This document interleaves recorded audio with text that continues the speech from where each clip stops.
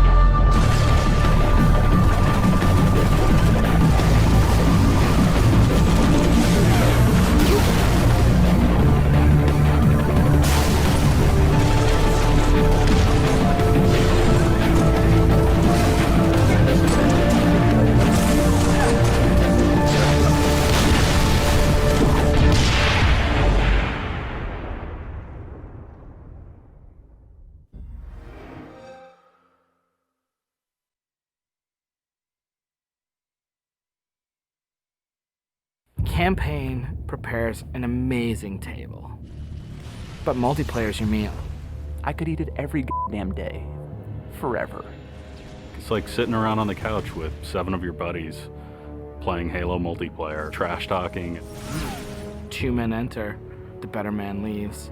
The lesser man is respawning, and that's Halo.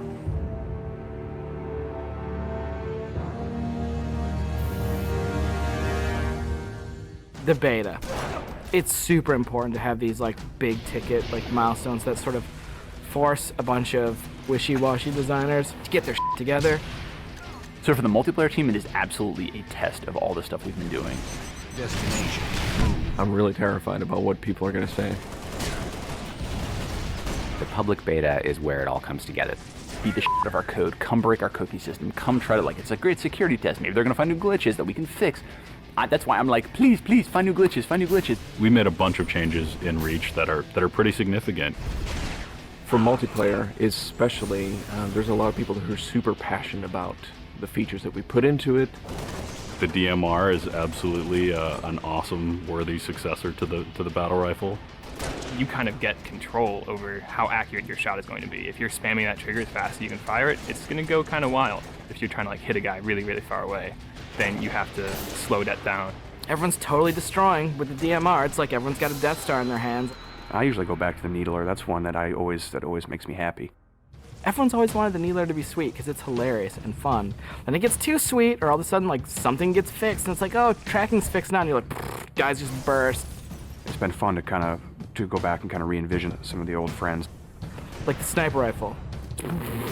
Like I pick up the sniper rifle and I'm like, this is it. It's totally happening, and I'm about to rain death on the plebeians that I work with. Overkill. And I'm like, yep, it's back.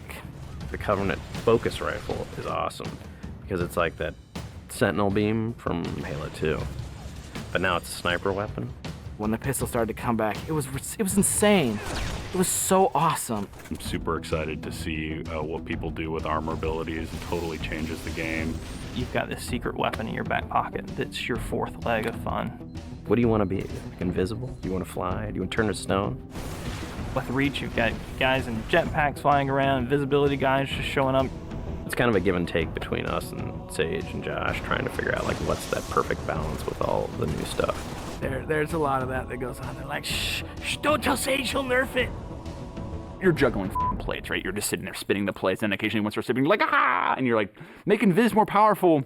And everyone's like, no, I'm picking Viz. And you're like, okay, make it less powerful. And then, oh, no, everyone like, I mean, that's what Sage and those guys do. It's a fucking huge challenge. We don't ever want to create one super weapon that works in all cases, because that tends to make the game fairly dull. It's really up to the player to decide how do they want to play on a particular map. It's a choice. Double kill. That's, I think, Halo at its best, is like making these choices. You start the game, and immediately you get to choose a loadout. You're making a single selection that includes your armor ability and your weapon. We sort of pair those intentionally. It breeds this smarter combat. You'll definitely notice a big difference in how the game functions. Right now, at this exact moment in development, Armor Lock's insane. It's super powerful. I love it. It is just fucking fun. There are two Slayer maps. There's Powerhouse, which is an asymmetrical map. Lots of indoor-outdoor action. Sword Base is a very vertical map. Moving around Sword Base is a completely different scenario when you've got a jetpack versus when you're sprinting. This time around, we decided to integrate all of the multiplayer maps within the campaign. Overlook is another Pioneer-style base. We're using it for a game type called Generator Defense. That's also a multiple loadout game type. Your loadouts are actually far more varied than, say, in Slayer. Boneyard is our largest map we've ever done in multiplayer. It's definitely the most complicated multiplayer space we've ever tried, and it's also a new game type. Invasion is this big team battle. We sort of sat down and said, let's try to make an objective game that has elements like Slayer and try to make that more fun. And we wanted a big, huge, lots of guys and all these fictional elements. We've added a couple new objective game types, Headhunter, Stockpile. Headhunter. It's so much fun. Like seeing a dude pick up skulls and then you cap him and seeing skulls fly out of his body and then the mad dash to pick those things up. And there's a lot of tension as you're amassing skulls. It's the risk reward of gathering up a lot and banking all at once, or just doing it one at a time and not being a big target. Headhunter. Stockpile is a team game based on Capture the Flag. Two teams each have their collection zone or stockpile. There are multiple flags on the map, and your goal is to grab a flag, take it to your goal. It's a game of capture and defense. We have what we call the party games. We have Race, we have Oddball, we have King of the Hill, but like, Slayer's the thing you keep coming back to. Like, for me, Slayer is the game. Slayer is multiplayer. The arena is a really awesome evolution for people who want to play really hardcore competitive multiplayer. Let's just acknowledge that Slayer's awesome and try to build that space where we can sort of say, like, if you're hyper competitive, care about stats, let's make that for you. Bam, games, push, rating, push, division. The better you play, you'll eventually be put into a division. The arena divisions are broken up into Onyx, Gold, Silver, and Steel. You can say, oh yeah, I was Gold, you know, and like that means something. And I'm like, oh yeah, that's cool. You're basically a AAA baseball player. And I'm like, I'm Onyx. Like, you just met fucking Roger Clemens. Our matchmaking system is really good at matching people up based on skill. What it has never been really good at before is saying, well, how much fun will these two people have playing together? I'll sing. Some of it's obnoxious. I'll get muted. Why can't I tell the system, dude, find me the people who love playing like a team player? Instead of just trying to put 8 people in a game together, we first use the social preferences for finding teammates. And then we can say, find 4 of the people who are really good skill match. Without players thinking about it, we hope that it'll lead to better social encounters. Active roster essentially is us bringing the Y menu back from Halo 2. It's a way of saying, friends are online and this is what they're doing, so I can hook up with them with a minimum of fuss. Everything that you see in the game, there's a path to getting. We can make this game about you. I really wanted to make sure that players were able to invest themselves in the Spartans that they create, and then be able to carry that Spartan back and forth between campaign and multiplayer seamlessly without them feeling like it's two different experiences. Start at zero, nothing. Invest, play the game, no freebies. You're beta testing, have a t-shirt. Little avatar t-shirt. I'll be wearing one. The fans should never assume what you see in the beta is set in stone. What's working about Powerhouse? The jetpack is practically crying out for abuse. Is Rocket Spawn open? Is that good? In the end, it's all about the game, and the game is king. There's that magical step in the process, like it stops being software, and all of a sudden it's more like this thing. I'm playing with my friends having a beer. It's awesome.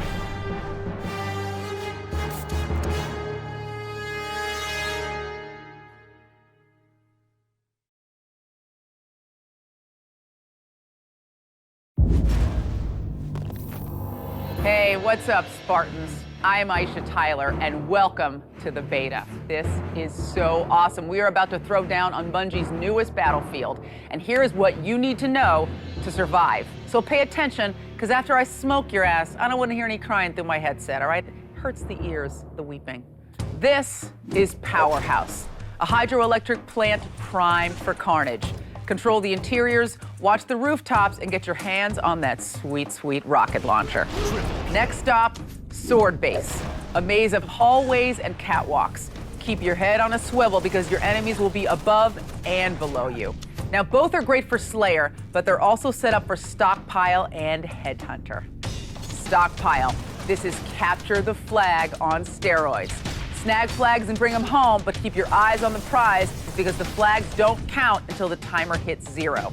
Now, Headhunter is all about prying your enemy's flaming skulls from their cold, dead hands. That's gotta hurt. Destination move. But the more you rack up, the more of a target you become, because if you're killed before you collect, you lose everything. So keep that bag of skulls close to your heart. Skull taken. You want to go big?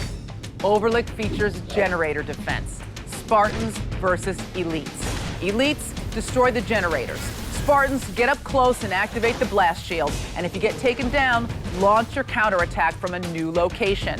The final map in the beta is Boneyard, and it is custom built for invasion. Elites shut down the generators, deactivate the security, and deliver the navigation core to your Phantom. Now, Spartans, your job is simple. You stop the elites, because that's what you do. And get this, the weapons and vehicles get more and more deadly as the game goes on. Awesome. All right, let's take a look at the gear. First off, check out your controls, okay? They're a little different this time. I don't want to hear you crying about how you didn't understand which button made you jump. Next stop, the armory. Choose an emblem, a service tag, and a paint job. Not all of the armor is available in the beta, but trust me, there is plenty of cool stuff to check out. And the more you play, the more you get. One thing that is available from the very start are armor abilities. These are killer. First of all, sprint. You feel the need, Spartan? Get a quick burst of speed. Evade. You know that kind of sneaky bob and weave that elites pull in campaign? Well, they can do it in multiplayer too. Oh, damn you! Active camo. Get cloaked. The slower you move, the longer you stay undetected, so sneak it up. Revenge. Armor lock. When all hope is lost, you get one brief, shining moment of invincibility. And jetpack. Fly like a bird and rain death down on your opponents, but just make sure you feather your landing. Don't come in too hot, you might stub a toe. Choose your abilities, reuse them as often as you like, but pay attention to your power meter because armor abilities need to recharge.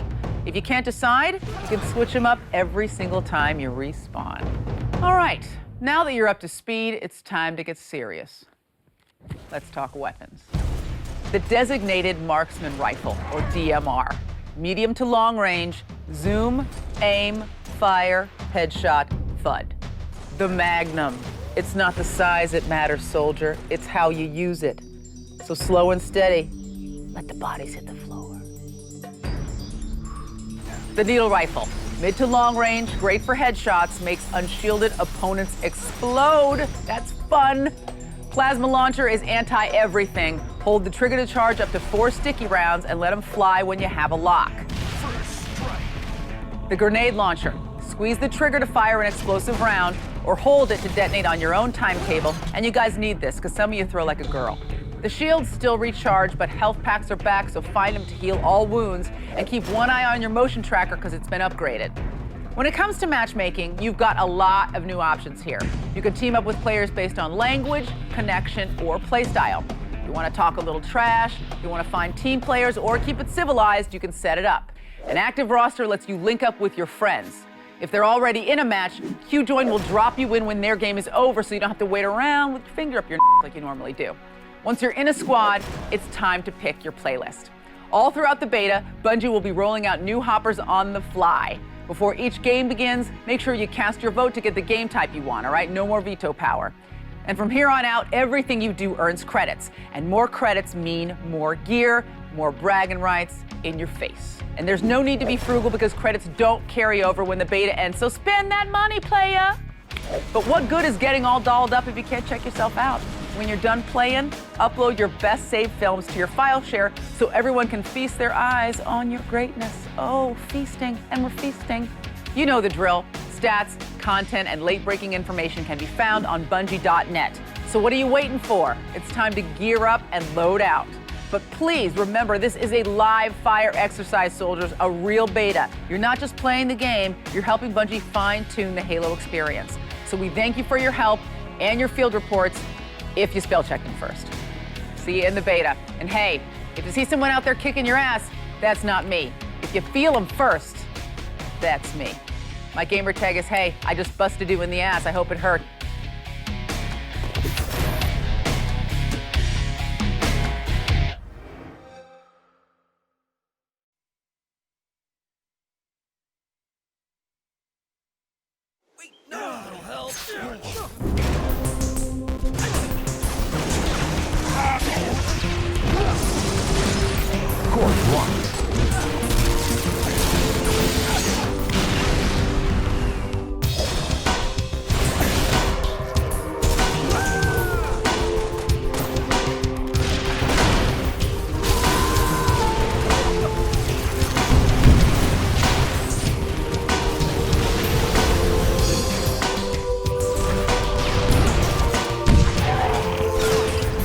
Great job, Spartan.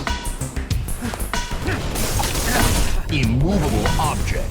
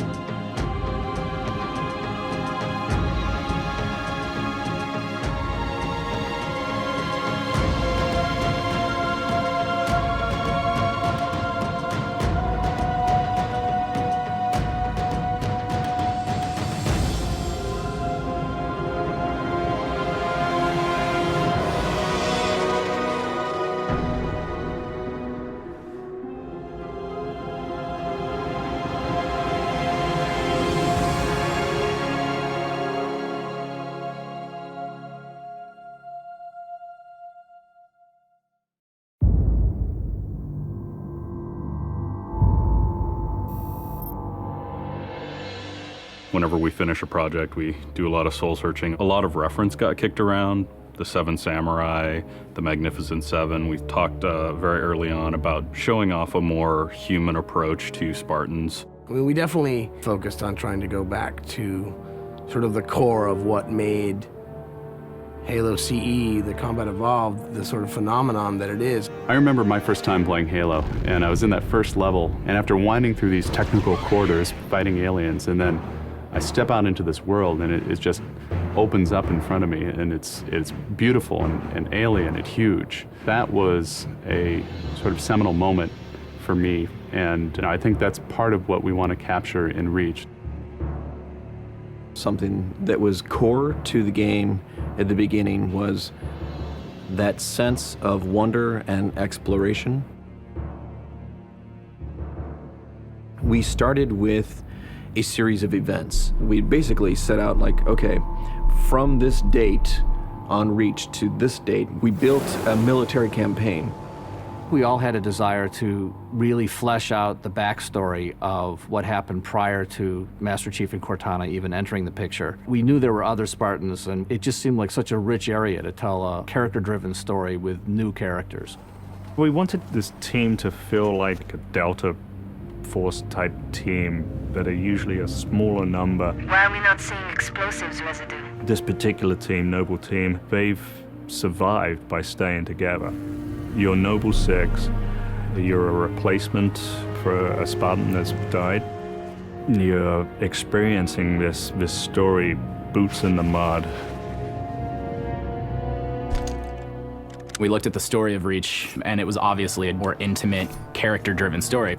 We really needed the attention to real-world detail, trying to make these characters' faces really feel like believable. We started everything over from scratch, came up with a whole new rig for how we animate faces and also how we approach like texturing them, modeling them, everything, and just put a lot more time. Difference about a couple million polygons. We absolutely want Reach to tell a human story, and that's going to require us to invest significantly into higher fidelity models, much more open environments, larger numbers of AI than ever before in a Halo game. To pull off the vision for what we had for this game, we ended up gutting almost every part of the engine, retooling things to make it run faster, to make it run better, it looked better. We had to throw out all of our technical systems. We had to then throw out the content that went with it because that content didn't represent the new bar we were going for. Copy that, on our way. Don't need command to tell me. Been on hers half my life. Let's shoot it. We've got a great team of guys, and they could take motion capture and they could make the poses way more dynamic, way more expressive. Those changes bring out the life. They bring out the style of our characters. We had probably 4 times the amount of polygons to play with this time around, which gave us a lot more freedom and creativity in what we wanted to achieve. When you look at total engineers that are actually putting code that are actually affecting this game, I mean, it's massive, 30+ guys. It's crazy. When you shoot a rock face, you'll see sparks, rock chips, dust. In Halo 3, we had a maximum of 100 colliding particles. In Halo Reach, we have thousands. We've got much more customizable Spartans than we've ever had in the past. The number of polygons we can draw at one time has skyrocketed. It's changed the way we build things up close as well as out far. This is where Noble Team arrives, and then you're gonna work your way down, all the way down these terraces. Big open environments, epic skyboxes. These are things that are quintessential to Halo. Like, we're building a planet that exists 500 years from now. We want to build spaces that you want to explore. We want to put twice as many characters, vehicles, and weapons into that environment. That's going to require massive improvements to the way we handle our artificial intelligence in the game. We now can put so many AI in an encounter that you can put 4 Spartans, the player, 8 Marines against 30-ish Covenant, and that's an actual serious challenge. Bringing the elites back was something that was really a true joy for us because they're such an awesome character to fight. What if the Spartans and the soldiers don't actually understand what the aliens are saying? What's that going to feel like? What if we can get back to having the aliens feel really alien and threatening? These people and this planet and this story deserve something new and different. Just a different underlying sense of tragedy, heroism. We're rebuilding everything from the ground up. You have to walk this very fine balance. We want to add new things, but we don't want to rough up anybody's baby. I mean, that's the whole thing about the crazy sausage that is Bungie's Halo Reach ODST universe, is that We've sort of developed this gameplay that every person sort of has the different things about it that they like, and I still think that we still struggle to figure out exactly what, like what can we add or remove without pissing off certain people in the population. We looked at the Halo 3 assault rifle, and it really does feel kind of dated. It fit the tech then, but now we have all of these new polygons to play with. We went to a lot of trouble to sort of ground the weapons and the vehicles more in this sort of more real, more gritty world. We refined a lot of the weapons to push them into their particular role, and that role is defined a lot by range and the range of combat that you're going to play. For instance, the DMR, which is a sort of medium to long range suppression marksman rifle. It's going to be a sandbox game. It's not going to be a carefully scripted game where every movement of the AI is controlled by a mission designer. It's much broader than that. It allows the player to deal with encounters in their own specific way. There's definitely going to be offhand grenade throwing. There's definitely going to be vehicles. There's definitely going to be a large number of weapons that are incredibly powerful, incredibly accurate, that allow the player to feel like a badass. Now, if you melee him in the back of the head, like you really mean it, you're holding down on the button, you will launch into this more elaborate animation sequence. It's going to be a very different campaign experience for people overall. We're doing stuff in the campaign that people absolutely won't expect from a Halo game. Bigger battles. Brand new cast of characters. An incredibly ambitious game. Every neuron in my head is firing with just reach, reach, reach. We knew from the beginning what the end was going to be. This is the definitive Halo made by the people who created Halo.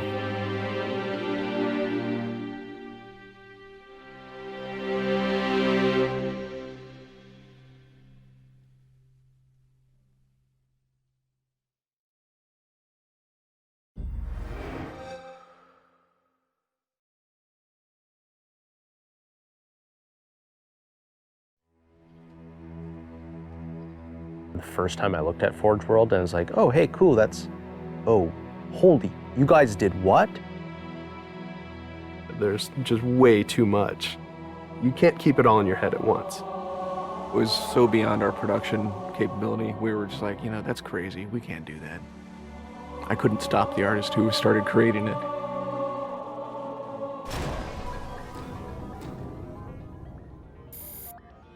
Forge is our editing tool that players can build their own maps. At its core, it's a map editor. We always had this vision right from the get-go, which is anyone can build anything. Giving the fans the tools, they can take it and run with it and make it their own. Forge World actually started as 5 separate maps. And I said, wouldn't it be cool if you could play this and go over there and then play over there if you wanted? And Forge World was born.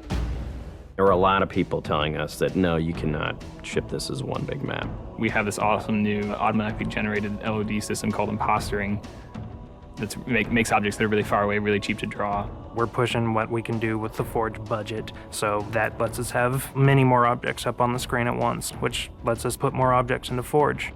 Interesting to take the Banshee or Falcon out for a spin in Forge World, because it actually takes a while to get from one end to the other.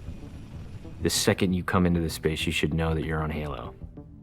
Our old friend, the Forerunners, come back, because the Forerunners create all sorts of cool, interesting pieces of geometry. We wanted to give people a variety of locations that they could forge in a different way. So a gulch, an island, an interior, a very small outdoor pocket, and then the rock, which was kind of based off Ascension. Let's use a lot of interesting parts in it so that people can manipulate it or we can change it. Why don't we bring back Blood Gulch and carve it all up into pieces so that people can start manipulating it in interesting ways. And then Sanctuary was the other one. The Cage and Paradiso, that's just Chad and I playing with a map editor and actually building cool maps within Forge World. We were doing that exactly how the fans would do that. We definitely looked at what we did in Halo 3 and said, what can we learn from this? It's one thing to build just a stunning amount of map variants, but nobody was expecting Forge art, I don't think. That was just a completely, whoa, what? The Rube Goldberg machines, yeah, those are everywhere. In Halo 3, it was cool that you could move things around, but it was still kind of clunky. And we're like, We have to make this better. What are some of the tricks that the community is using, and how can we make those not be tricks and just make those be tools? We took that stuff and made it like a real feature. There's normal, phased, and fixed. So normal is like Halo 3 style, it bumps into stuff when you let it go and it falls to the ground and moves around and stuff. And fixed is the same thing, except when you let it go, it stays exactly where it was. And then phased is the coolest because it means that while you're editing the object, it's not actually interacting with the environment. You can put it through a wall, you can put it, through other objects. Which changed everything for Forge, like immediately. It's much easier to build a Forge space. There's snaps and rotates and degrees and units that you can move things. You can be very precise. The camera controls, it's actually really good for object placement because like little touches on the stick don't translate into really sudden jumpy movements. And then we also have a fine editing mode. You click the stick in and then your camera starts moving very slowly. You're not spending like 3 hours trying to get one block to line up directly to 3 other blocks. You can select individual objects and say, get rid of all the objects of this type. So if you're trying to get rid of all the spawn points on a map because you want to go and replace all the spawn points, you can do that. You can do custom colors. You can take these Forge pieces and say, hey, that's blue. So the blue base can truly look like the blue base. Reach's expanded sandbox includes new things like, jetpacks. And if people want to build some sort of 3D map and really make use of the jetpack, they can do that now. Custom game options and Forge go together like peanut butter and jelly. You're able to do things with game types that people might not even expect. My favorite example is King of the Hill, where the warthog is the hill. I'm super excited to see what people do with it when it goes out, because there's so much crazy stuff in there that's amazing. We are shipping maps on the disk that we made in Forge ourselves. So the tools are there. If you have the time and the talent, you can make it. The community is just going to outstrip us and spank us. With the new tagging system, you can save a Forge variant, you can post it to your file share, and then you can say, sweet new map. Things that are good are downloaded by a lot of people and passed around to a lot of people, and that makes the really sweet stuff bubble up to the top. I'm looking forward to what the next big community game type is going to be. We realized that Reach was our swan song to Halo, and what better way to do that than to let people do what we've been doing all along, which is creating new cool maps. It's nice to go out with a bang, and this is a pretty big one.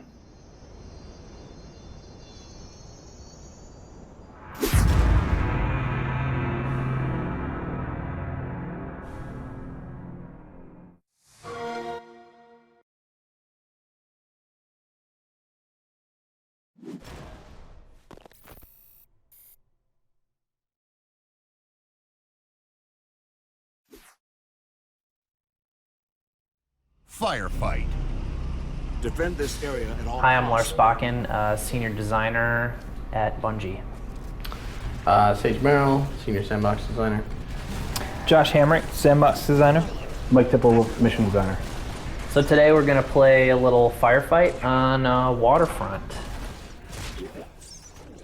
Wow, it is really hard to talk and play. Yeah, I died just trying to listen to you, so. It's because heroic is legit these days. I'm dead. I remember looking at, going back to this particular area, I remember looking at this area pretty early on and thinking when I first looked at this, this was one of the early maps, but aside from Overlook, that I remember looking at in the campaign and saying, this is going to be a really cool firefight space because one thing that was completely different about this space from the others is that it actually, you get surrounded by the Covenant in this one, which I remember, I know Tipple and I talked about that way back in the day, and I remember it just plays very different from the other maps because you have an area that you're holding, but that area you're holding is completely surrounded, and when you look at the Covenant being dropped off, they actually drop off in 360 degrees around you, Right. which is pretty cool. Yeah, when Cotton and I were making it, one of the encounters we were kind of going after was the masked encounter from Halo 1. Oh, awesome. Which was second mission of the game, like right before you get the first Warthog. You have to there's a bunch of defend the dudes. Marines, right? Exactly. Like, and you can see a lot of the same kind of stuff in terms of like the geometry, the choke points, and that general feeling of, oh my God, we're surrounded. What are we gonna do now? Oh, the other crazy thing about this space is this entire mission takes place above the next mission, which is the tip of the spear. So like you can start seeing like little references to tip of the spear in this mission, like this lake that we're on. If you were allowed to go from one end of the lake to another, you would go over a waterfall that ends up outside the facility in Tip of the Spear. And then on the last space, the cliffside space, there's like a broken bridge that got wasted by the Covenant. It's right where you start on Tip of the Spear. Like you can see like the fallen rubble like in front of you on that mission. That's awesome. I had I didn't realize that either. Yeah, because these missions used to be the same map. They used to be the same mission. So before we got a little bit crazy with Cotton and started making this mission bigger, it was all on the same geometry. King of the crazy. Indeed. One thing I was thinking about when I'm shooting these guys. Yeah, for a while I had made the majority of the grunts. I think I know where you're going with this. I believe I entered a bug. Yes, I believe Lars may have entered a bug. So anyway, the artist had redone all the grunts and they looked awesome.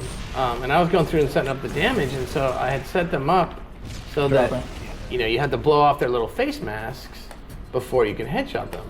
Well, it turns out that was like 80% of them. And so Lars entered the bug that was like, change them all so that they're one headshot, and I think I remember walking over to Sage and being like, hey man, this is like really not fun because the grunts are very hard to take out now. And normally the grunts were, they show up, they're fodder, they're really fun to fight. They can be really deadly if they show up with the correct weapons, with flat cannons or catches on. And all of a sudden we had turned them into this like an actual killing very challenge. different. Anyway, I resolved the bug, but I didn't, as you'll see when you play the game, I did not make them all correct. One headshot. And we talked about that, which is good. I mean, I actually am really happy with what we ended up doing. So I'm getting screwed over here in this building, by the way.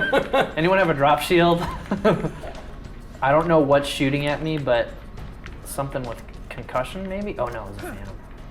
Oh, why don't we talk about the Phantom guns, Sage? Yeah, talk about the Phantom guns. Yeah. The guns of doom. I was just like, man, this thing needs to be a little bit beefier. And, again with the, I mean, it's always surprising how big of a difference in the sort of feel of the game. Nice work on you think, from designer, you think, oh, it's all, the actual damage that does whatever. No, actually that has very little to do with it. It's the effects and audio make such a big difference in the perception of danger that even not changing the actual damage, but having new effects and audio, everyone freaked out. They're like, "What happened to the?" And I'm like, "Well, it's a giant dropship. You should be scared of it. Run away." And so I mean, there was some agreement, but I probably put it in a little bit too strong. I think it's fine. Actually, no. I actually will go down on record saying I think it's awesome because it is for sure now. The drop ships now suppress you, and yeah, you're scared when they show up. You're like, okay, I should be not on this roof right now. Yeah, because I am scared about what this thing is going to do to me. Right. You're scared. You move. You move away. They suppress you some, but they don't. They also don't instantly kill you. It felt like they were doing before. Can someone kill that sniper? Yeah, and if anyone wonders where I got the idea for the legendary snipers in this encounter, it's Firefight. Nice. I saw these guys in here like last minute. I'm like, oh my god, that's evil. I'm totally putting it in. Awesome. Was that and then Tipple called me over and didn't tell me what was happening just to get me to scream like a girl. It had to be like 1 in the morning. Oh god. It was the scariest thing ever. I was like, what? There's nobody in here. And then I started getting fried. Yeah, well, originally those snipers up on the cliff actually... There's a hunter standing right behind me. They had needle rifles, and I remember people being like, what the is going on? I'm getting hit, and I don't... And I'm like, You know what'll solve that is giving them Did you see that? focus rifles. Help. There's a lot of dudes in that room with you. Thank you, Tomo. Right on. Oh God. Oh. I'm still gonna get killed. Oh, Way over yeah, I'm here in the bed. So yeah, what are you doing over there? Getting killed is what I just said. So we hope you guys enjoyed watching us play horribly. Yeah. Sorry, we're a little bit rusty, but Don't got some judge good us. insights, I think, on Some cool. fun facts, some Yeah. insights, some Yeah, how-tos. a few things we covered. But yeah, the game obviously coming out soon. We're all super excited. Yeah, I can't wait to play it online with you guys. Absolutely. See you the 14th. Objective compromised and under Covenant control. Game over.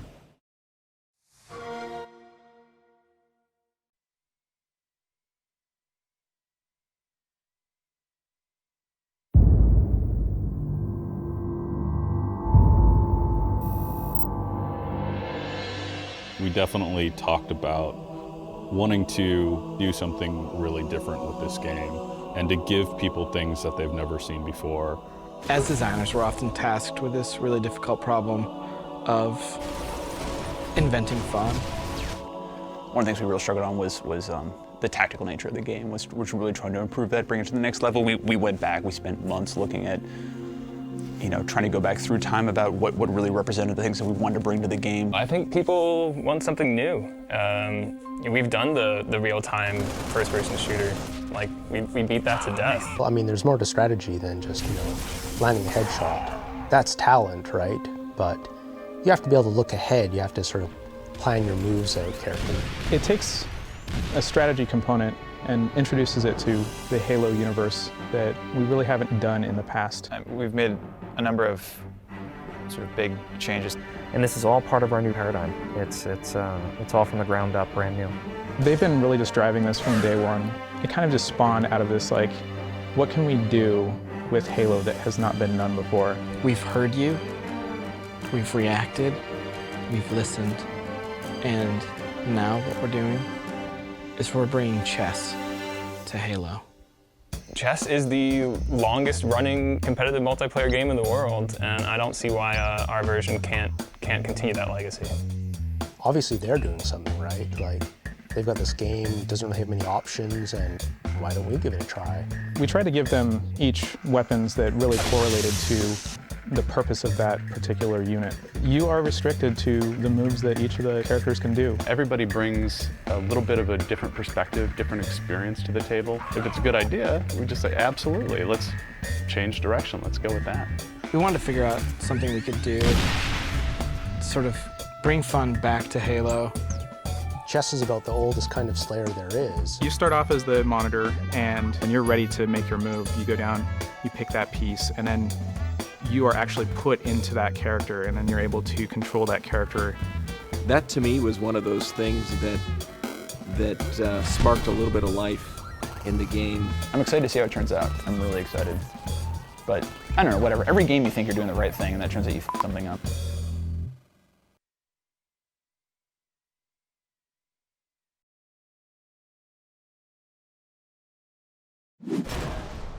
We're going to look at the Cage, which is a map made in Forge. I'm Chris Carney. I was the multiplayer design lead on Reach, and with me today is... Hey, I'm Derek Carroll, multiplayer designer. And then also providing fodder for this experience is John Cable. John was the engineer who really helped make Forge World a reality. And then also in the corner, getting over his puppy love, is Luke Smith. Hello. And Luke, what do you think of the Cage in general? I actually really like the Cage. It's one of my favorite maps in Reach. Look at you down there, oh. trying to scoop up a little treat. Blue team's turning it on. Carney, since he made the map, actually knows where all the weapons are, so you can just find him on an endless loop of trying to find bonus items. I'm trying to really slow down my camera movements so it looks good on film. I think if they're looking for something that looks good on film, they're gonna go with a different perspective. Hey, somebody talk about the map.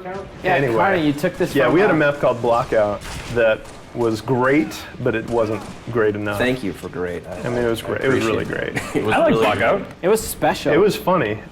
It had some amazing. I had a lot of good times. Mm-hmm. Like that? That was a good time. All right. Seriously, where are the weapons that I'm interested in? And then the location of Blackout in campaign disappeared, so we took some of the basic elements of Blackout and moved that over to Forge World. And it actually only took maybe a week to block out the cage and then start playing it. Two guys in the middle. But there had been a lot of design work, just paper design work before that. Oh my God, sit down. And then we spent about a month polishing it, revamping it, which is very easy to do in Forge. And if people don't like it or don't like certain parts of it, they can just go into Forge and change it around, which is also very easy to do. And again, it's asymmetrical, 4v4, great for SWAT, Team Slayer, even asymmetrical CTF.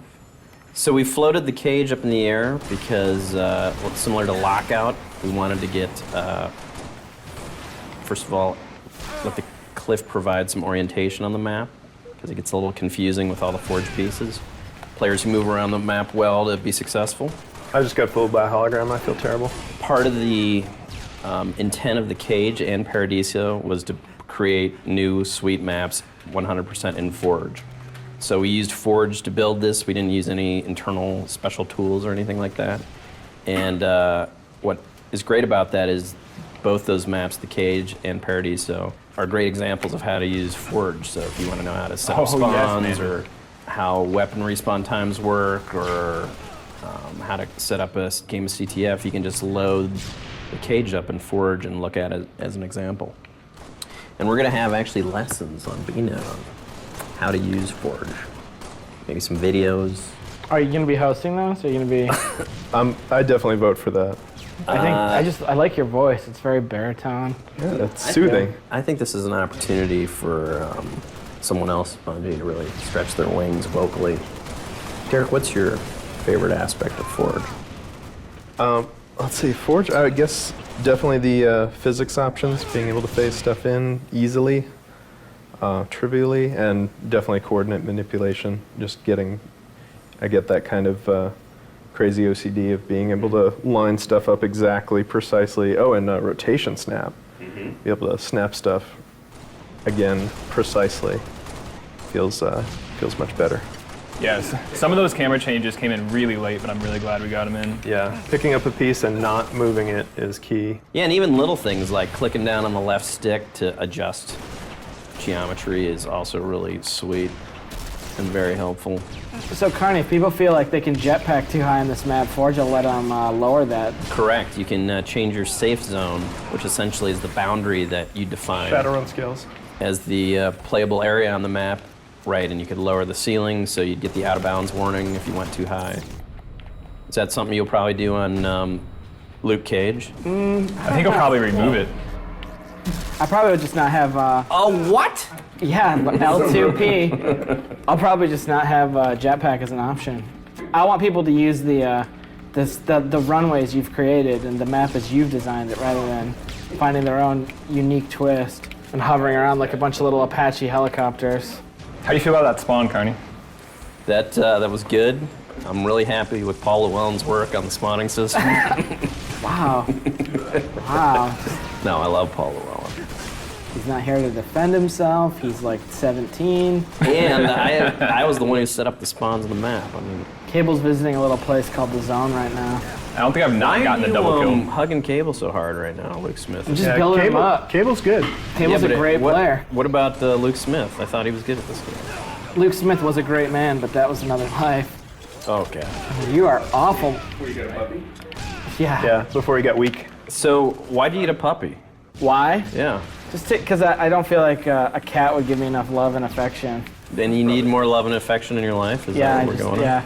Okay. It's an empty, hollow place. So that is the cage. So if you are interested in making your own Forge creations, Halo Reach comes out September 14th. 9/14, Reach. The Swan Song, Farewell. It is. Hasta la bye-bye. It is. And I hope people like it. Stats were not good. Actually, the stats are great. Let's check those out. Carney, with massive odds in your favor, not even able to pull a +1.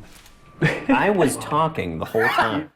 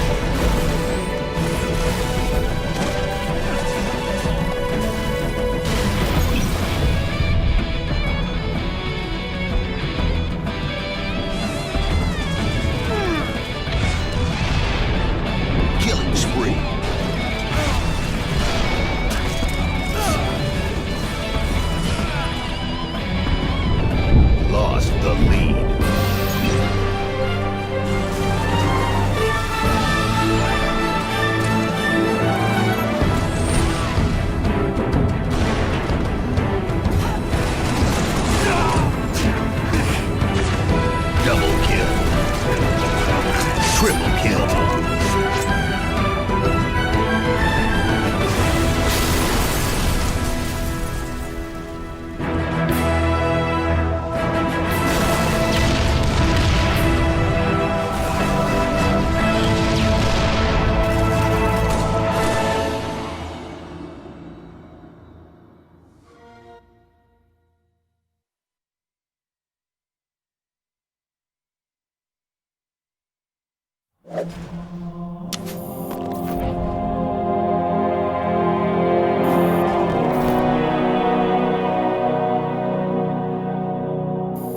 My name is Frank. I'm a polygon pimp.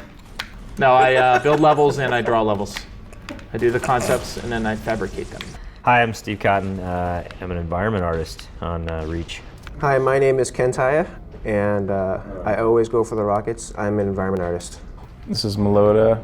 They put my name as Mike, but most call me Meloda, and I work.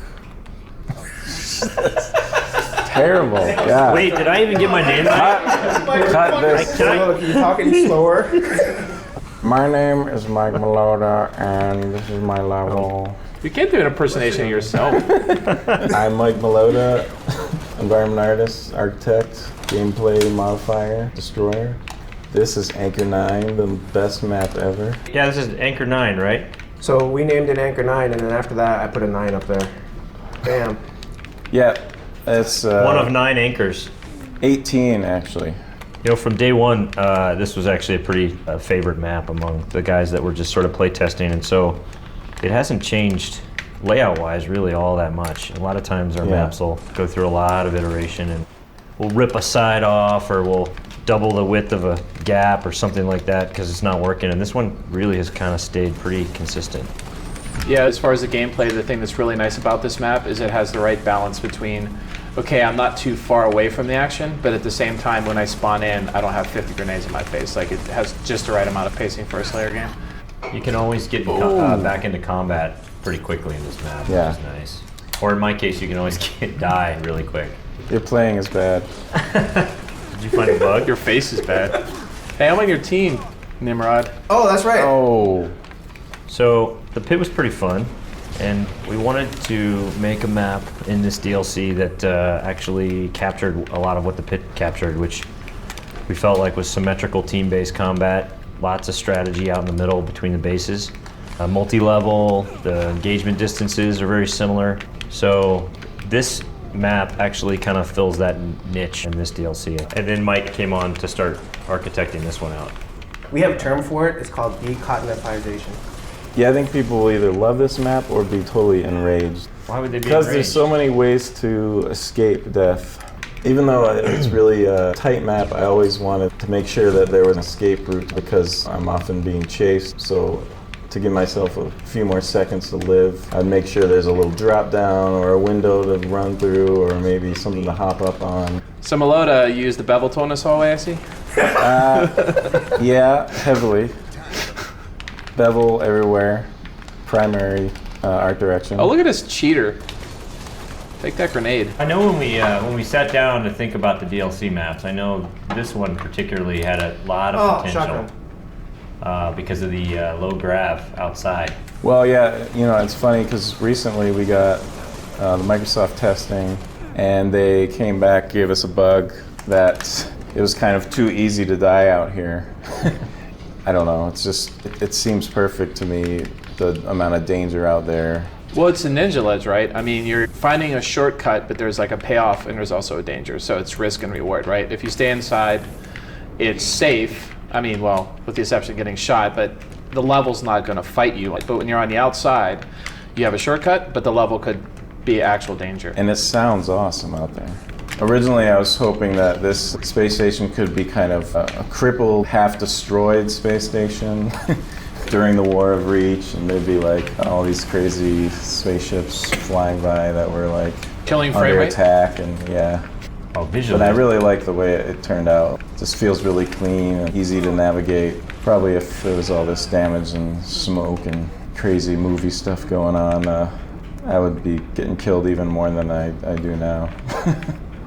Just wouldn't know where I was. Well, you made this map, right? So that means you have to be the best at it, right?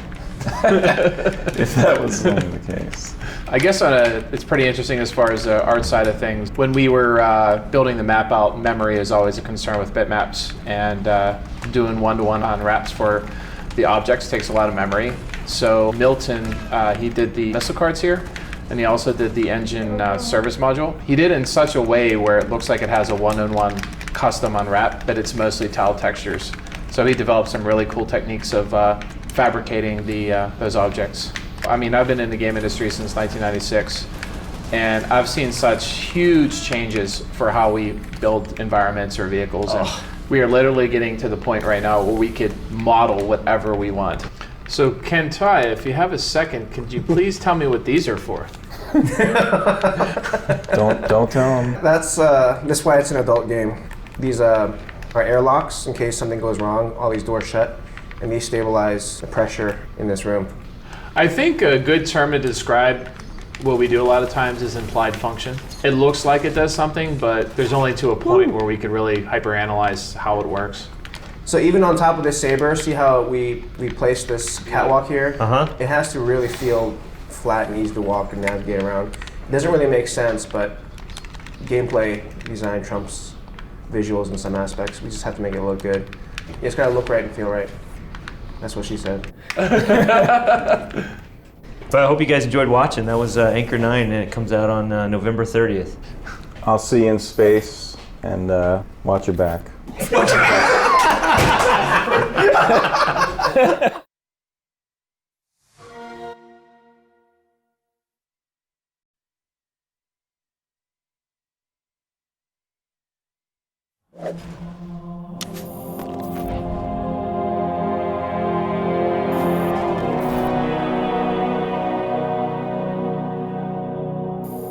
I'm Jason Sussman. I'm the architect on Breakpoint. It's one of the maps you'll be playing in the Noble Map Pack. And my name is Raymond Broskovac. I was one of the 2 finishing artists on the space. I was responsible for terrain, snow, rock, that wonderful stuff. I'm Matt Beignet. I'm also a finishing artist on this level. I worked on a lot of the structures and buildings that you find throughout the space, such as the lab and the hub. And for the most part, I just pretended to contribute to the team. I'm Derek. I'm a designer. This is Breakpoint. It's really big. It's really snowy. Avalanche 2 Electric Boogaloo. Oh yeah, this is Jason. Did Jason introduce himself? Jason Sussman, the man who invented Avalanche? That's right, suckers. Well, if you liked Avalanche, you'll love Breakpoint. Because it's unlike it in just about every way. It's in the snow. And it is snowy though. It's Avalanche sans man cannons. I'm going to go on record and say that Mike Bielterman made Avalanche, finally, after all these years. All right, so Breakpoint is definitely the largest map in the Noble Map Pack. It's designed primarily for the invasion game type, but will also be used in big team battle. One of the challenges on these maps, just having them be as large as they are, is that you get a lot of viewpoints where you're looking back across a map, and so we're constantly having to balance memory and budgets to give it the same level of fidelity that you get on a smaller map. And I think especially like when you have architectural elements like buildings on a large map, it becomes even more of a problem because terrain only has to be so detailed. Like when you see like a human scale building, you expect there to be a certain level of detail. In other words, I got the easy job. No. Oh. Basically, the weight of the visual look of the entire level kind of rests on Ray's shoulders as far as the terrain goes. Absolutely, the terrain is definitely the hero of this map. Yeah, and from a high-level design goal was to make this an invasion map that is big enough for invasion, but that we use more of the space. So there's some cool circuits through it for vehicle combat. Yeah, we definitely want to make it where you could still drive around, have fun, and actually have enough space that you don't feel like you're getting cramped or you're running into anything that's going to slow you down. There are plenty of vehicles. The elites get ghosts and wraiths with a Banshee in the 3rd phase, while the Spartans get the Falcon, as well as a Rocket Hog and a standard Warthog. The Rocket Hog makes its triumphant matchmaking debut in Invasion. It's been in Forge World, but it's just too much fun. Actually, out of all the large-scale big team style maps, I think this one's my favorite for aerial combat between like the Banshee and the Falcon. Definitely. All right, so in Breakpoint, the elites are trying to basically get at the UNSC science installation. Spartans don't want that to happen, of course. I think it's also the first time we've seen like UNSC really tapping into the Forerunner stuff as far as fiction and stuff like that. You've never really seen any kind of like UNSC this close to the Forerunner, except for like the Oni buildings and whatnot. Also fictionally, this is all tied into the Oni base. This is basically like it's basically a Site B to that. This is where they siphoned the beautiful science out of the Forerunner structure. Yeah, that's one thing I really liked about this project is how he made science into a noun. Exactly. He's now Science. stealing science. It always was a noun. It's a concrete noun now. Yes. It's something you can carry. Well, everyone loves science, but this is science in suitcase form. That's right. Yes, we've packaged science. Yep. It shows that the humans had And they're hiding contact with the Forerunner stuff much more than we thought. And they're hiding the Forerunner really well as it hangs out over the side of the mountain. Well, that was revealed by the glassing beams. Silly. That's right. Glassing beams. How did this Forerunner structure get trapped in the mountain? I think we decided that they accidentally teleported into the world. Hey, And they were Forerunner like, stuff's "Oh." mysterious. That's how they travel. They're just like constantly teleporting around. They just like sometimes end up inside of a planet. That is just speculation. This is not canon. This is speculation. That's canon. In fact, nothing in this playthrough is canon. They're like routing. Oh, this is on Reach? It's on Reach. Come on. It's the part the Covenant didn't find. Well, they just found it. They're here now. They're here now. They just found it in the DLC pack. Jerks. From Matt, Ray, Jason, and myself, that was Breakpoint. Noble Map Pack drops November 30th on Xbox Live. Go get it. Thanks. Hope you guys enjoy it.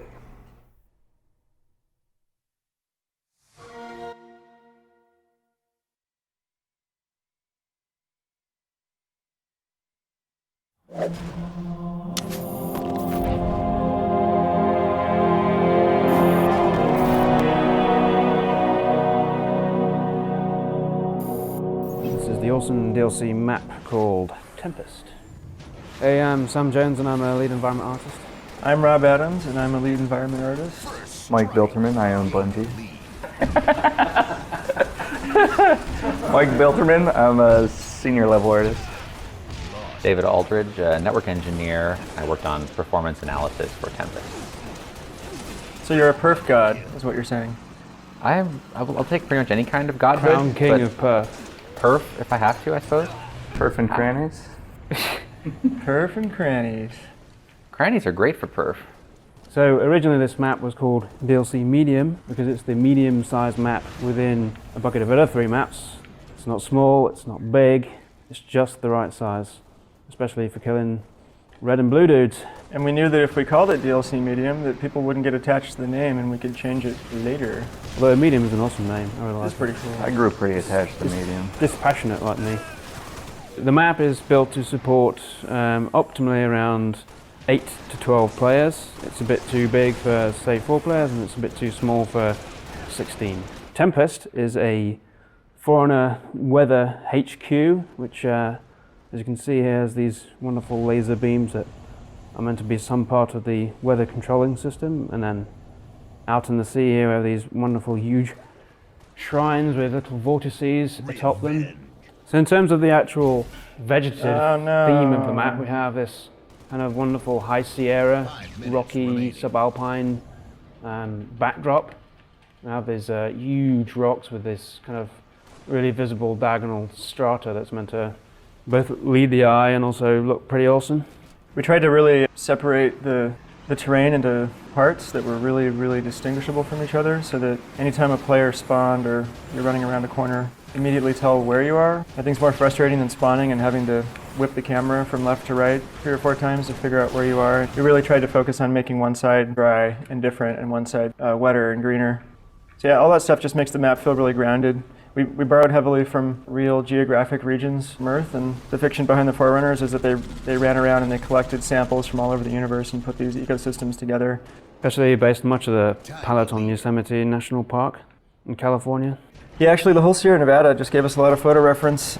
The Tahoe area, Lake Tenaya in Yosemite, as Sam said, the Merced River, this river that you see down along the cliffs. I had 15 or 20 high-res photo references of the Merced River, and I tried to hit the exact color and the little foamy bits that you see in the water and the way that the waterfalls go in and the types of grasses that you see growing along the side.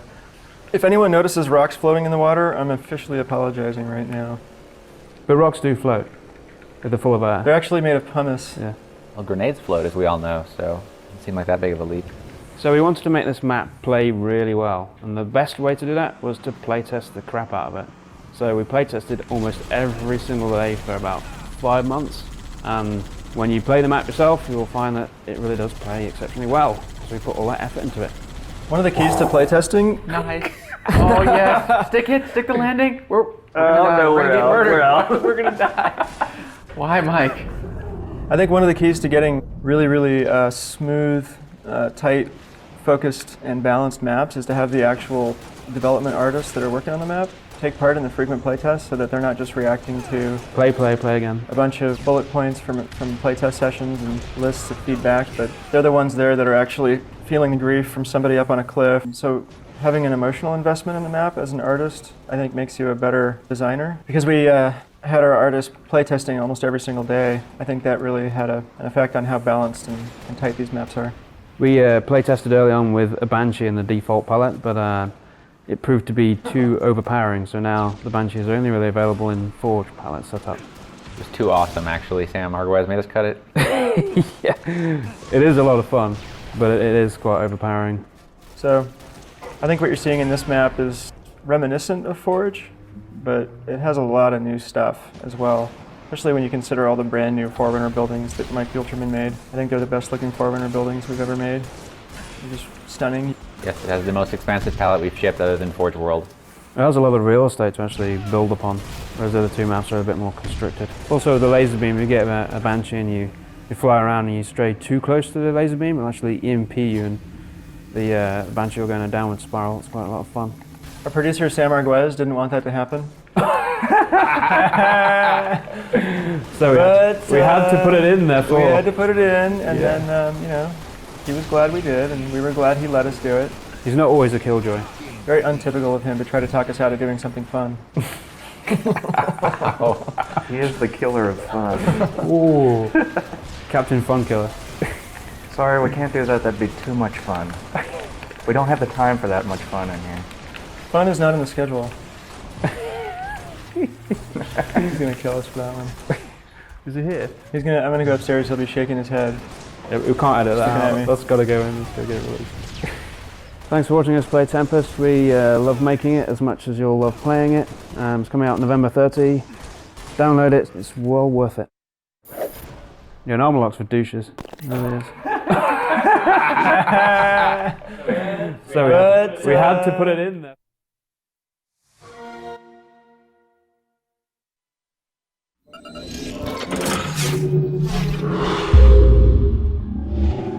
Here in the aftermath, on the verge of extinction, where fear finds purchase, only a few will stand fast, defiant to the end.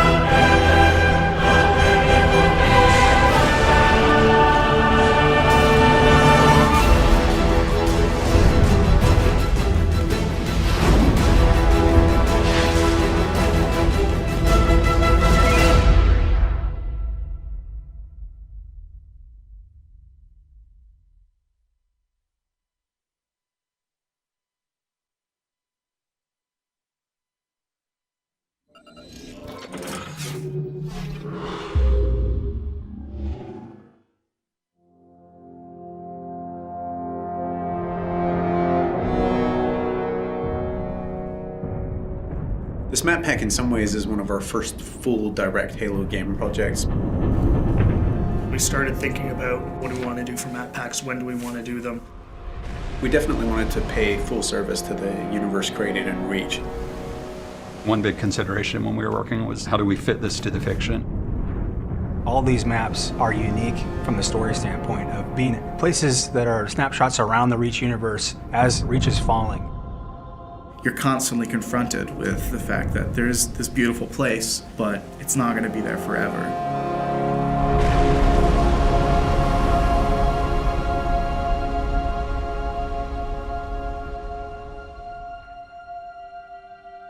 Coming up with the sort of spectrum for a map pack is a really straightforward business and at a very high level. You just say, what do we already have and what do we need to kind of flesh things out? Everyone on the right side is working on super top secret stuff I can't talk about. And then everyone over here is also working on super secret stuff. Certain Affinity, we're an independent developer. It's kind of spread out where we have artists down here in Austin, Texas. In little pods. We're about 50 people now. That team has a lot of experience with the engine, a lot of experience with Halo. Incredible Halo fans, obviously, because so many of them have been involved in the games before. On Halo 1, I ended up doing the user interface. Halo 2, I shifted to development. On Halo 3, I was multiplayer online lead. So right from the get-go, we worked really closely with the publishing team at 343 to identify maps that would make sense in the context of Reach. Example of the overgrown stuff that we're talking about. It was great because CA was crazy passionate. Like, these guys just showed up with a huge list, and it was more a question of just, okay, well, we can only make so many of these, so, you know, let's get to ones that we think kind of fit the fiction, fit the flow. There was a lot of exploration and a lot of collaboration between the two groups. One idea that came to mind was, wouldn't it be awesome to have a multiplayer map that you can see the planet getting glassed below you? Condemned takes place high above Reach on a space station, somewhat decimated by Covenant attack. So when we started Condemned, we wanted to make a map that was really fun for close range, but still had some long range sniping stuff in it. We're looking at Lockout specifically. What are some of the characteristics about Lockout that we think are so fun, and how can we take some of those and do them in a completely new map? Something that really pulls infantry together in a really tight environment. It is a circular map. You know, how do we prevent people from just getting in this habit of going in a circle and never meeting each other? The low grab center, which we experimented with a couple different ideas on. Starting this one spot where no matter where you are on the map, you can always get to the action quickly, or you can always get across the map quickly. It does change your gameplay style and things you need to do. And you're kind of a sitting duck when you're sitting out there in low gravity, floating around. I remember at one point there was a giant energy beam that would come down, and if you were standing on that center platform at the wrong time, you would get blasted to smithereens. It was just encouraging people not to go into the center of the map, which is the exact opposite of what we wanted to do, so we just removed it. The earliest stages of the art pass were dark and much more creepy. If it's dark and industrial, it's really easy to get lost. So over the course of development, we decided to brighten this space more and make it still retain a lot of the character we originally wanted, but to make it work. On a really tight map like Condemned, it's critical that the player is able to orient themselves. It actually came down to a lot of art coming in and helping us out and doing color-coded rooms. In the comm room, there's actually a big hologram establishing where it's been damaged and that it had been abandoned. Thinking about it like a facility that you would be in, you know, what kind of signage would be around that would help you navigate an airport or a hospital or a military base. One of the effects which we iterated on the most was the shield door effect. We couldn't make it look like a shield from any other shield effect that you have in Halo because that would communicate a certain functionality. We had to design a new one, and we went through probably 4 or 5 different iterations. Some were way too strong and way too distorted because people want to be able to stand and shoot through the reactor core, and so we couldn't do anything that would really obstruct the view. I think it's going to be really fun when people play it the first time and they think they can go their old camping routines with the shield door and they just get a sticky grenade right in their face and they're going to drop it. At the end, I feel like we have a map which has a lot of mood in each of the spaces and really feels unique, not just in and of itself, but to the rest of all the maps that are within the Halo franchise. We're looking at the story and the fiction And we really want all of our maps to be set in very distinct locales. Highlands is a military training preserve where certainly Spartans did some training. You have the guard tower in the middle, judging the war games. The Pelican crash landed, that had a bunch of Spartan 2s on it. The Covenant coming in and glassing the entire planet. The lighting for Highlands was really based around the idea of a forest fire. The closest thing we could come up with to glassing, nearby glassing. In some of the original concepts that we did, we were really going for more of an abandoned training facility. We had vines growing up, the buildings, and lots of overgrown foliage. Originally, the waterfall, which comes down through the middle of the map, flowed over and actually kind of hid the gully where the ghost is in there. While it's very interesting to do that kind of work, it doesn't really line up with the Halo aesthetic. Sometimes it's really good to just go back to a really simple shape and just get players meeting as fast as possible. From the ground up, we wanted to make a giant expanse with bases in it and vehicles in it. What's the flow of the vehicles going to be? How are they going to move across the map? And then how, on top of that, are the infantry going to move? We made it big because we wanted it to be very vehicle focused. One of the reasons I think it works well as objective is you have so many different options to how to get from point A to point B. It's a weird hybrid of Blood Gulch style map kind of as a foundation, but mixed with these much more complex infantry spaces and these tighter spaces and all this verticality. But also having a variety of different locations that you can kind of hide and sneak and kind of make your way through the map and hopefully find the other person before they see you in the sights. Definitely speaks to the Halo of yore.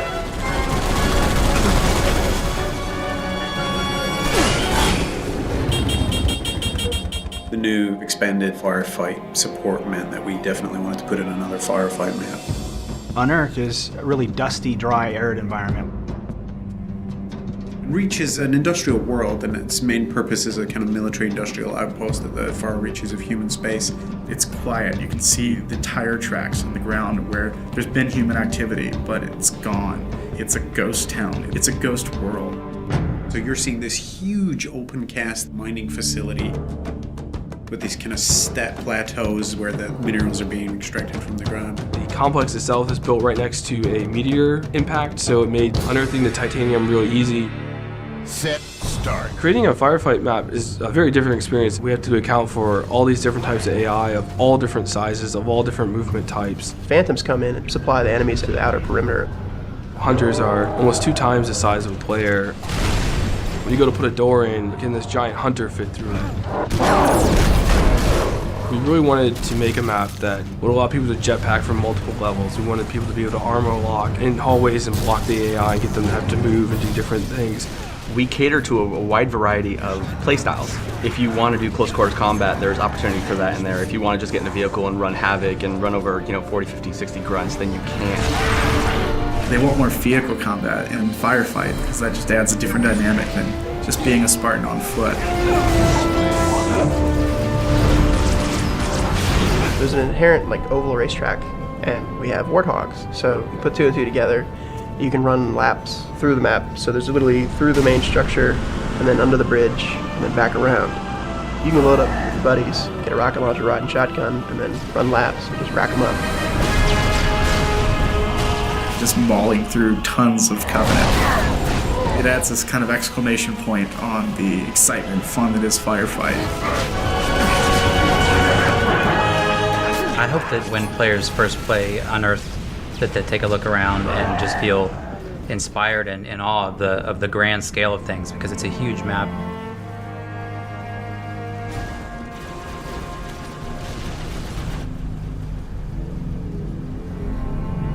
Unearthed is the calm before the storm.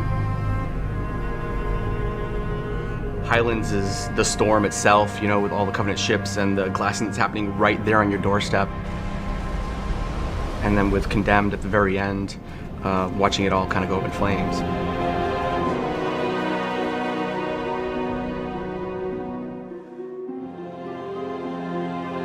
This is really something being created by 343 and CA, and just being created by a bunch of diehard Halo fans. This is our core business. This is all we're doing from now on is Halo games and Halo support and Halo maps. We have resources, we have people, and we're going to throw those people and those resources and that talent and that effort to the Halo franchise, and it's a huge responsibility.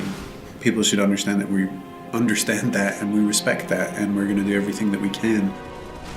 The community is huge for us in helping us shape what it is that we do next.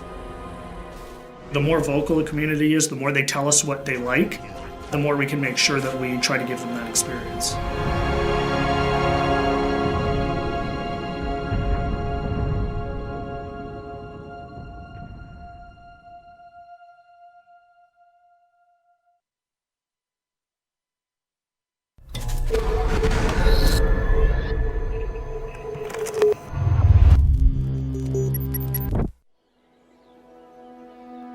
There's always been an aspect of Halo 1 multiplayer that was really, really strong, which was Halo 1 had this incredibly diverse set of maps.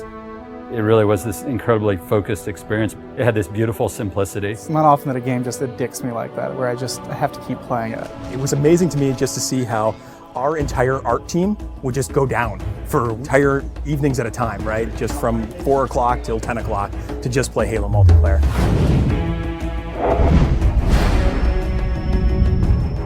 It wasn't that easy to just go through and say, oh, well, these are the maps that shipped with the original ones, and this is what we're going to do, because we wanted to do something bigger around the 10th anniversary. We also had to think about the existing Reach player base, and we didn't want to fragment it. We were looking at it from the player's perspective in the current day with the current abilities and saying, how would I play this level, and what do I think is missing? So we looked at maps from the Halo series entire, including Halo CE for PC and even Halo 2. And we thought, which of the maps are people's favorites that work well with the Reach engine and work well with modern kind of gameplay? One of the things we kind of came back to was that we wanted people to take a look at the map and immediately think like, oh yeah, I loved that map. Beaver Creek was actually the first map that started the whole conversation of, are we going to enhance the maps or are we going to just do pure remakes? So for each of the maps, we're doing 2 modes. We're doing a classic mode, which is staying as true to the classic map layout as possible. And we're doing a kind of a default tweaked and refined mode. Because you have things like sprint and jetpack, we took the opportunity to put in some new spaces and some new routes. There are tunnels and areas that you can keep the flow of the gameplay moving, so it's not so much of a dead end when you get to the end of the canyon. It's still a small map. It feels bigger than it is. They don't feel as isolated. You feel very much like you're in a world that's alive and in flux. We want you to feel that pang of nostalgia in your chest every time you look at the map. We chose Timberland because it was kind of an unsung classic. Probably one of the best vehicle maps. I spent a lot of time in custom servers on Halo PC just playing Team Slayer on it. The map itself is actually 20% smaller than what it used to be. On the art side, we've added a lot more tree cover. There's a big canopy of trees which kind of envelop the play space more. I'd like to think of this as Central Park, New York City. Here's this beautiful landscape, but right on the edge of a city all around them. There's so many tight turns that there are lots of places for you to get hung up on and grenaded. Just fun stuff happens. What other FPS do you get to put colorful flowers and green grass on your map? Another example of a map that was gray walls all the way through. Feel like you're just in a box with ramps. We decided to make it a prison by putting it in a place where it couldn't be accessed. We had to open up a lot of walls with windows. We even added glass to the floor. It's an interesting challenge to add navigation or even add new pathways that aren't dominated by jetpack in a purely vertical map. Added bridges and overhangs that change the flow of the map. We don't want to overdo it because if there's too much noise in a confined space, then the map gets just frustrating to navigate. The gameplay's still the same, but it makes you feel like you're in a much more dynamic world. Damnation is a good example of really pretty much purple walls, and that's what represented the Covenant theme. We kind of left it to certain affinity to think about, like, well, can they give this map a context? And I think they started by looking in the room with the waterfalls. We really wanted to give people a sense that they were in this water processing plant or this facility that had to deal with these natural elements. The bottom area at the base of the waterfall, there used to be spaces in between them, so you had to jump from the 3 spaces that extended out. Now that's just a single walkway. You didn't realize the first time you played it in the original, but now there's all these ledges and different opportunities to get around your opponent and flank them that weren't there before. I think with our additions, so you don't accidentally fall to your death all the time, and also the jetpack, that map has really changed a lot, just the general flow, and it's a lot of fun to play. This location we chose is kind of where the genesis of Firefight began. It's a place where you stop and you defend. Traditionally, Firefight, you've never really had the Marines fighting with you, and that's something we were able to do, and we thought, well, if we can pull this off, this is going to be a nice new take on Firefight. Now it's you, your friends, and some buddies, or if you're playing by yourself, Now you actually have some help. Honestly, there's just nothing better than hopping online with a buddy, getting in the Warthog, just killing some grunts. It's fun. Normally with a title update, what happens is you download the title update and your world has changed forever. So we couldn't really give them the existing Halo CE gameplay with an online component. This was the next best thing. A lot of the fun of Halo 1 is being able to use the Magnum again, and we wanted to allow you to use that in multiplayer. We're able to replicate the look and feel of the Halo 1 pistol with the standard pistol from Reach. 3 headshots, anywhere on the map, you're going to take an enemy down. We've made sure that we can implement these changes on a game type level, which means we can have a version of Slayer that is exactly as it's always been, and a version of Slayer with our title update changes. We're going to be releasing beta hoppers before the launch of Halo Anniversary, and we're going to utilize all the feedback we get from the millions of players that participate to help ultimately shape this title update.